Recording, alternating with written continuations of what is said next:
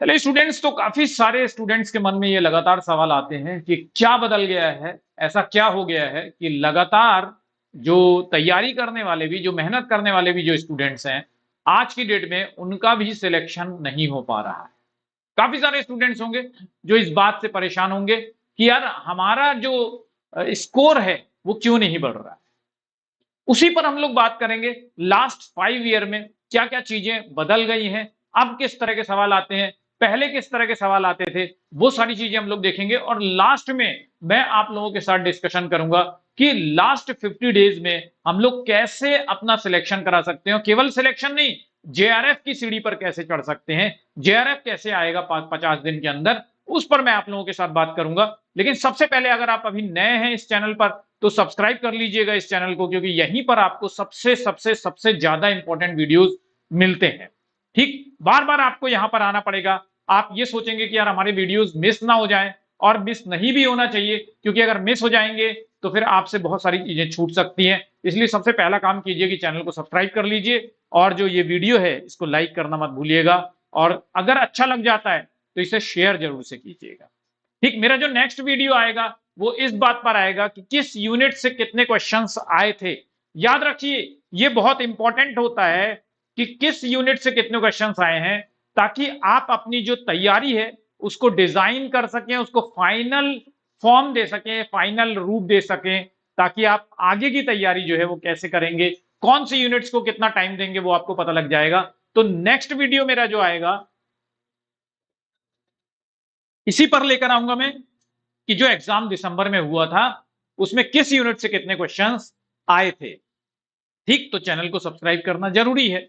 और अगर आप ग्रुप में आ जाएं तो फिर तो क्या बात ही क्या है, फिर तो आप मेरे से पर्सनल टच में रहते हैं। तो ग्रुप में आने के लिए क्या करना होता है, जो ये टेलीग्राम ग्रुप दिया हुआ है इसका क्यूआर कोड है, तो इसको स्कैन कर लीजिए, डायरेक्टली टेलीग्राम का हिस्सा बन जाएंगे।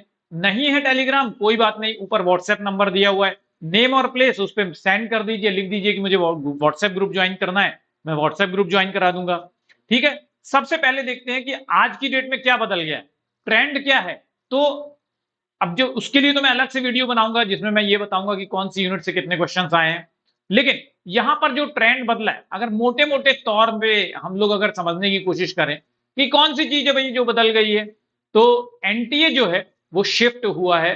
ठीक, अब क्या चाह रहा है, एनटीए चाह रहा है कि आप कॉन्सेप्चुअल क्लैरिटी बनाएं। अगर आपके पास कॉन्सेप्चुअल क्लैरिटी नहीं है ना सब्जेक्ट से रिलेटेड, टॉपिक से रिलेटेड, तो क्वेश्चंस करना थोड़ा मुश्किल हो जाएगा। क्यों? क्योंकि अब क्वेश्चंस जो आ रहे हैं वो लिंक करके आ रहे हैं, इंटरलिंकिंग टॉपिक्स पूछ रहा है एनटीए। मतलब यूनिट 1 को यूनिट 3 से कंपेयर कर देगा, यूनिट 2 को यूनिट 4 से कंपेयर कर देगा, यूनिट 3 को यूनिट 8 से कंपेयर करके पूछने लग जाएगा, यानी टेक्नोलॉजी के फैमिली से रिलेटेड चीजें पूछने लग जाएगा, और करंट रेलिवेंस की चीजें जो है वो पूछी जा रही हैं।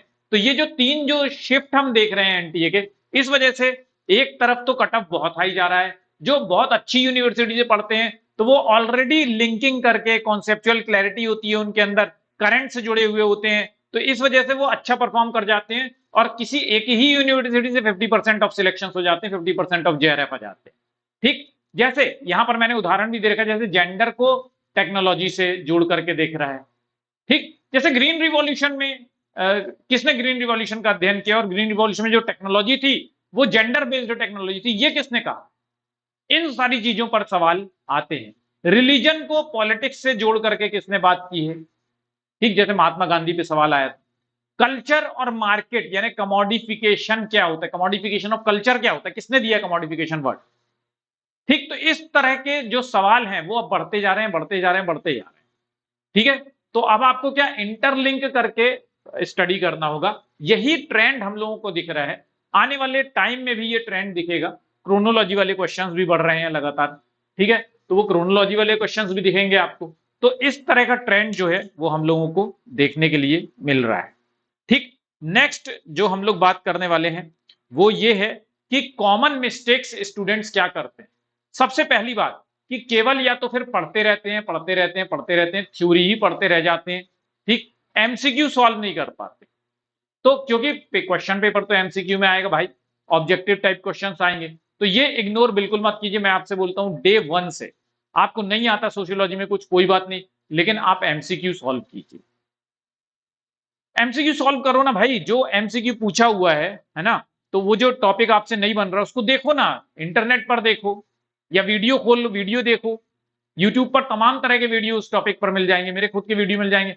मेरे वीडियो से सिंपल किसी के वीडियो नहीं होते तो आप डाल दीजिए, टॉपिक डाल दीजिए। सपोज कीजिए आपको ग्राउंडेड थ्योरी नहीं पता है, तो आप डालिए grounded theory by Manoj Sonkar sir, आ जाएगा।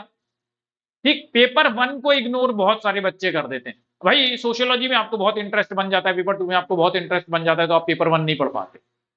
तो ये बहुत कॉमन मिस्टेक है, लास्ट में आप पेपर वन को कवर करने की कोशिश करते हैं। ठीक, नॉट एनालाइजिंग मॉक टेस्ट, आप मॉक टेस्ट देते हैं लेकिन उसको एनालाइज नहीं करते। इसका मतलब क्या होता है, जैसे आपने कोई क्वेश्चंस किए तो आपको पता होने चाहिए कि कौन से क्वेश्चन सही हुए, कौन से टॉपिक्स आपके स्ट्रांग हैं, कौन से टॉपिक्स आपके वीक हैं। अगर आप ये नहीं जान पा रहे हैं, इसका मतलब आपने एनालिसिस नहीं किया, और जब तक आप एनालिसिस नहीं करेंगे तब तक आपका स्कोर नहीं बढ़ेगा। बहुत सारे बच्चे होते हैं बोलते हैं सर हम लोग तो रोज 2 एमसीक्यू लगा रहे हैं, 2 मॉक टेस्ट लगा रहे हैं, लेकिन स्कोर वही का वही है सर, 60 के ऊपर जा नहीं रहा है। तो हम बोलते हैं एनालिसिस किया क्या? बोले सर ये क्या क्या होता है। अरे भाई वो टॉपिक नोट करो, जो टॉपिक नहीं बन रहा है उसको तुरंत पेपर रखो अपने पास। आप क्वेश्चन पेपर सॉल्व कर रहे हैं, नहीं बन रहा है, उसका टॉपिक नोट करो ना यार, उस टॉपिक को फुलफिल करो, समझ गए, उसके बारे में कॉन्सेप्चुअल क्लैरिटी ला। बहुत बड़ी मिस्टेक लोग ये भी करते हैं कि बुक्स पढ़ते रह जाते हैं, बहुत सारी बुक्स, टू मैनी बुक्स। ठीक, मैं आपको बताता हूं, अभी मेरा नया बुक का एडिशन आ गया, सिर्फ एक बुक ले लीजिए आप, वो हिंदी और इंग्लिश दोनों में आ रही है। बाकी उसके अलावा आप कोई किताब नहीं खरीदनी, क्योंकि पूरा बेसिक क्लैरिटी है वो आपको दे देगी। ठीक, और मैं तो ये कहता हूं जो पेड स्टूडेंट्स हैं वो भी खरीद लेते हैं तो वो ज्यादा अच्छा रहता है, क्योंकि फिर उनको नोट्स वगैरह नहीं बनाने पड़ते, उसमें उसको अपडेट कर दे। देखिए बुक क्या होती है, स्टैटिक होती है, हम लोग क्या होते हैं, डायनेमिक होते हैं, है ना। तो कोई भी टीचर हो वो डायनेमिक होता है, वो नई नई चीजों को इंक्लूड करता रहता है, तो वो चीज आपको बुक में नहीं मिलेगी, लेकिन बुक आपको बहुत हेल्प करेगी। हिंदी इंग्लिश दोनों में ये बुक आती है, अभी नया एडिशन आ गया है, तो नया एडिशन जो है वो देख लीजिएगा अमेजोन पर, वो मिल जाएगा।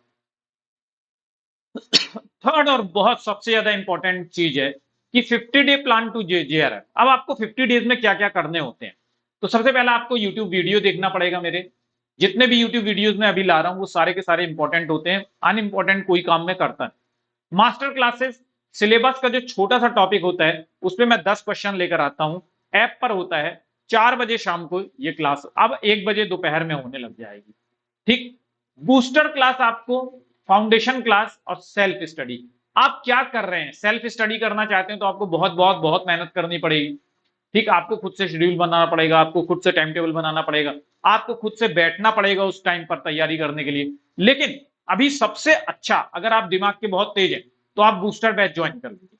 बूस्टर बैच में आपको फाउंडेशन बैच फ्री मिल जाता है। ठीक, यानी बूस्टर बैच में क्या होता है, मैं आपके लिए 30 बहुत इंपॉर्टेंट क्वेश्चंस लाता हूं टॉपिक वाइज, 30 क्वेश्चंस होते हैं। ठीक है, फाउंडेशन बैच क्या होता है, कंप्लीट थ्योरी होती है, मतलब आपको कुछ भी नहीं आता है तो आप फाउंडेशन बैच देखिए, आपको पूरा ए टू जेड, बेसिक से लेकर एडवांस तक का नॉलेज आपको हो जाता है फाउंडेशन बैच में। ठीक, तो पहले आप बूस्टर बैच सॉल्व करेंगे, बूस्टर बैच में आपको वीकनेस पता लग जाएगा, स्ट्रेंथ पता लग जाएगा, तो स्ट्रेंथ को रिवाइज करना है, लेकिन जो वीकनेस है उसको 5 बार रिवाइज करना है। बात समझ रहे हो? तो बूस्टर बैच के लिए इस समय आपके पास एक बहुत अच्छा ऑफर मिल रहा है आप लोगों को, है ना, तो उस ऑफर में आप ज्वाइन कर लीजिए। एमसीक्यू मिल जाते हैं आपको और पीवाईपी मिल जाते हैं, ये दोनों को एनालिसिस करना बहुत जरूरी है, कुछ नहीं छोड़ना है आपको। ठीक, जो मैं असिस्टेंट प्रोफेसर के पेपर होते हैं या अदर एंट्रेंस एग्जाम्स होते हैं उनको भी देखिए, वो भी बहुत इंपॉर्टेंट होते हैं, और पॉजिटिव यूज ऑफ इंटरनेट बहुत जरूरी है अगर आप 50 डेज में जेआरएफ करना चाहते हैं। अब हम आपको बूस्टर बैच का शेड्यूल बता देते हैं, बूस्टर बैच की क्लास हमारी कब कब होती है ये समझ लीजिए। सबसे पहले मैं आपको बता देता हूं कि फाउंडेशन बैच जो होता है ना, वो क्लास चलती है 2 बजे से लगभग 3:30 तक। कब? मंडे से लेकर के फ्राइडे तक, इसमें कोई इफ एंड बट नहीं है, मंडे से लेकर फ्राइडे तक चलती।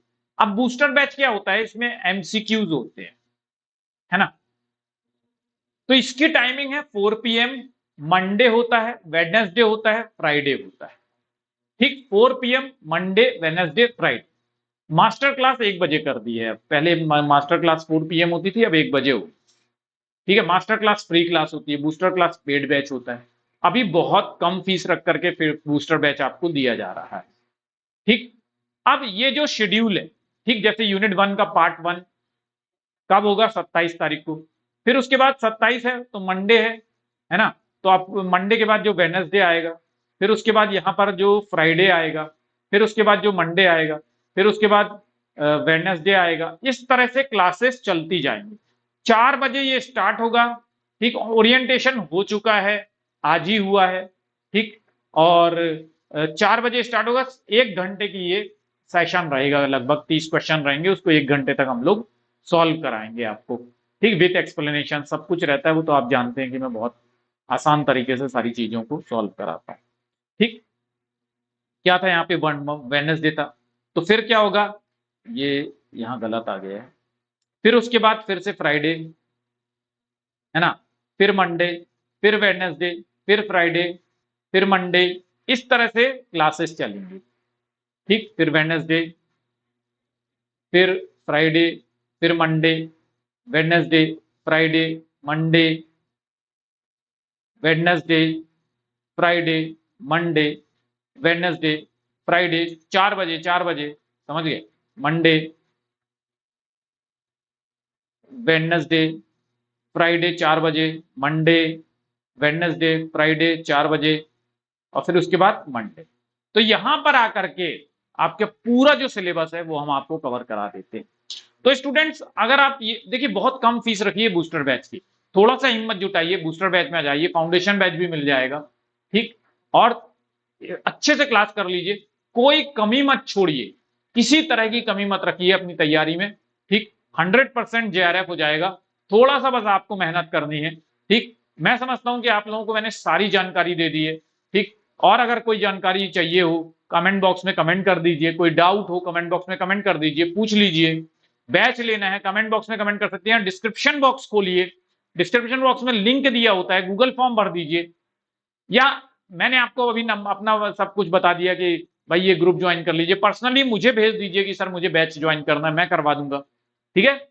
चलिए, और कोड लगाना बिल्कुल मत भूलिएगा, कोड जरूर लगाइएगा जब भी आप बैच लेते हैं, MANOJ, ये कोड लगा देंगे तो फिर आप मेरे से जुड़ जाते हैं, डायरेक्टली मुझे पता लग जाता है कि किस स्टूडेंट ने एडमिशन लिया है, ठीक है। चलो, thank you very much, all the best, bye bye. खूब अच्छे से पढ़ाई करो, खूब मन लगा के पढ़ाई करो, सिलेक्शन जरूर होगा।